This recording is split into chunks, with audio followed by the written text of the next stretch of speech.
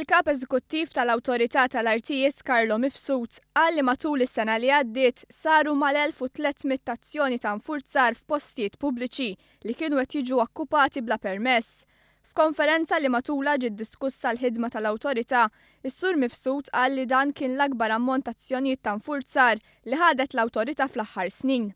Dwar is-sistema ta' valutazzjonijiet tal-artijiet li fil-passat ħolqot kontroversi kbar, Is-Sur Mifsud assigura li din qiegħda ssir minn 3 periti b'warrant u indipendenti.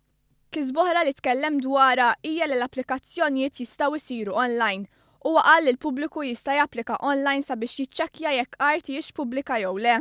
Lan li nħalqet l-Awtorità kien li dak kollu li jiġri fil-proprjetà tal-Gvern ikun iktar trasparenti u jkun hemm iktar akkontabilità. U dan ġie permezz ta' introduzzjoni ta' żewġ liġijiet li daħlu fis-seħħ is-sena l-oħra.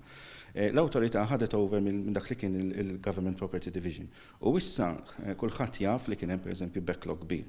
Kulħadd jaf ukoll li kien hemm forsi nuqqas ta' enforcement min-naħa tad-Dipartiment. L-Awtorità Tal-Artijiet żiedet ukoll l-infurzar.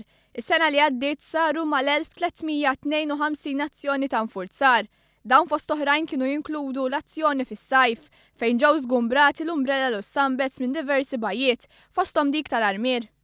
Waħda mill-azzjonijiet li għamilna fis-sajf kienet mal-MTA li dorna l-bajjiet u rajna min għandu concession jew encroachment qed iżomm man-naħa tiegħu, kulħadd jaf li kien imur bajja u forsi ma jsibx fejn ipoġġi x-xugaman tiegħu, issa qed naraw li l-operaturi jridu jżommu ma' dak il-concession tagħhom.